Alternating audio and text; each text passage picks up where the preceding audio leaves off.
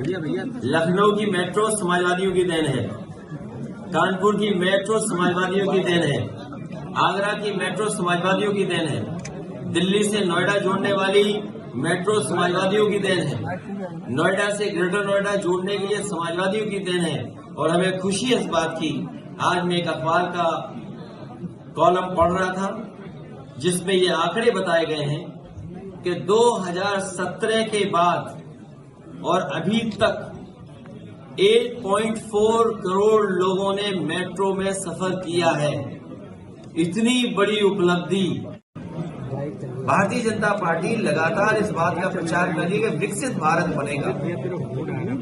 क्या विकसित भारत किसानों की बिना आय बढ़े हो जाएगा? हमारे देश की अर्थव्यवस्था तभी बेहतर होगी जब हमारा किसान और गरीब खुशहाल होगा। बीजेपी के लोगों ने कहा कि किसान की आय दोगुनी करेंगे, लेकिन आज दिल्ली के 10 साल पूरे हो गए हैं और उत्तर प्रदेश की सरकार के लगभग 7 साल पूरे हो जाएंगे, लेकिन किसान की आय दोगुनी नहीं हुई। नौजवान बड़े पैमाने पे बेरोजगार हुआ है, उसकी नौकरी छीनी गई। इनकी सरकार में जो भी नौकरी मिल रही है वो अपमान से भरी नौकरी है। समाजवादी पार्टी इस बात को कहती है कि जब भी समाजवादियों को मौका मिलेगा, देश के और प्रदेश के नौजवानों को उनको सम्मान का, रोजगार सम्मान का, नौकरी मिलने का काम हो। जो इन्वेस्टमेंट का सपना दिखाया था वो जमीन पर नहीं दिखाई दे रहा है। 40 लाख करोड़ का सपना दिखाया, एमओयू साइन हुए, अब तो दूसरे प्रदेश के लोग भी एमओयू कराने लगे हैं। हाल ही में तमिलनाडु में देश के प्रधानमंत्री गए, देश के बड़े उद्योग मंत्री गए, वहां भी एमओयू हो गए। अब सोचने की बात यह कि क्या उत्तर प्रदेश में जो एमओयू किए थे वो जमीन पे आ रहे हैं? और जिन इंडस्ट्रियल पॉलिसी के तहत इन्होंने इन्वेस्टमेंट मांगने के काम किया था, क्या उन इंडस्ट्रियल पॉलिसी के तहत योजनाएं जमीन पर पहुंची हैं? क्या उनको इंसेंटिव दिए गए हैं? जब बजट में इंसेंटिव का पैसा नहीं था या इंसेंटिव के लिए कोई बजट नहीं था, तो फिर इन्वेस्टमेंट क्या आया है? कानून व्यवस्था पूरी ध्वस्त हो चुकी है और उत्तर प्रदेश ने ऐसी लूट कभी नहीं देखी होगी। हर स्तर पर लूट है, चाहे वो थाने हो, चाहे वो तहसील हो या कोई विकास कार्य हो रहा हो। इतनी लूट उत्तर प्रदेश ने कभी नहीं देखी जो भारतीय जनता पार्टी की सरकार में हो रही है। इतना भेदभाव, इतना अपमानित करने का माहौल, कोई सुनवाई किसी की नहीं है। इसलिए आने वाले समय में ये हम सब लोग मिलकर के भारतीय जनता पार्टी को सबक सिखाने का काम करेंगे। ये उत्तर प्रदेश में समाजवादियों ने मेट्रो हर शहर में दी।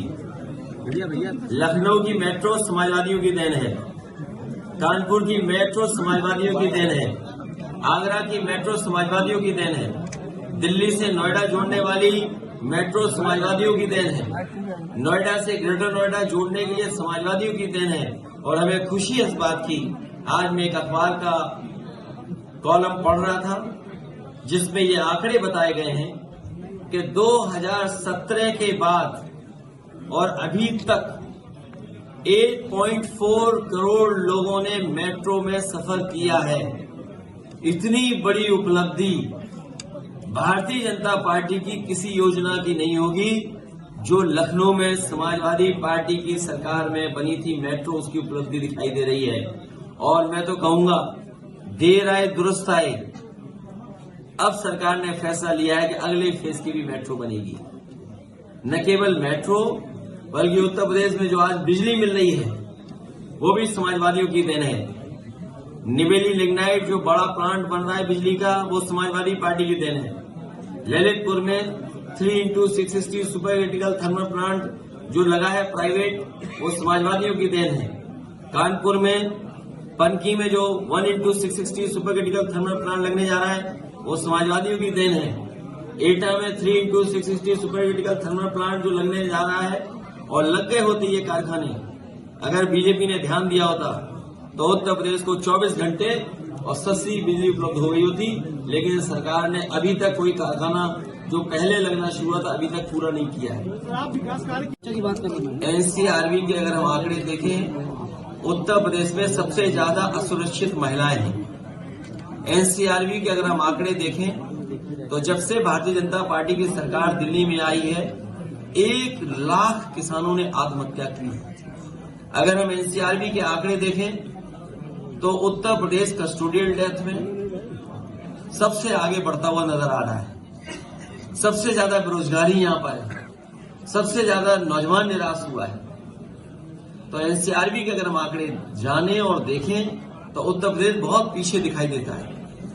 आपने जो पीडीए बनाया है, अपने साथियों से ये कहा है कि जितना उन्हें वोट पहले मिला था उससे बढ़ चढ़ करके इस बार समाजवादी पार्टी के जो भी प्रत्याशी हो उनकी मदद करें, उनको ज्यादा वोट दिलाएं। और पार्टी के पक्ष में उनका कोई सुझाव है, उन्हें कोई राय देनी है या जमीन पर उन्हें लगता है कि ये बात कहने से ये बात नेतृत्व तक पहुंचाने में पार्टी का लाभ होगा, वो जानकारी वो सुझाव जरूर दे करके जाएं। तो बहुत सारे साथी अपना सुझाव भी दे के जा रहे हैं और हमें उम्मीद है कि आने वाले समय में उत्तर प्रदेश का परिणाम दूसरा होगा। परिणाम ऐसा होगा कि जिसमें भारतीय जनता पार्टी का उत्तर प्रदेश से सफाया होगा।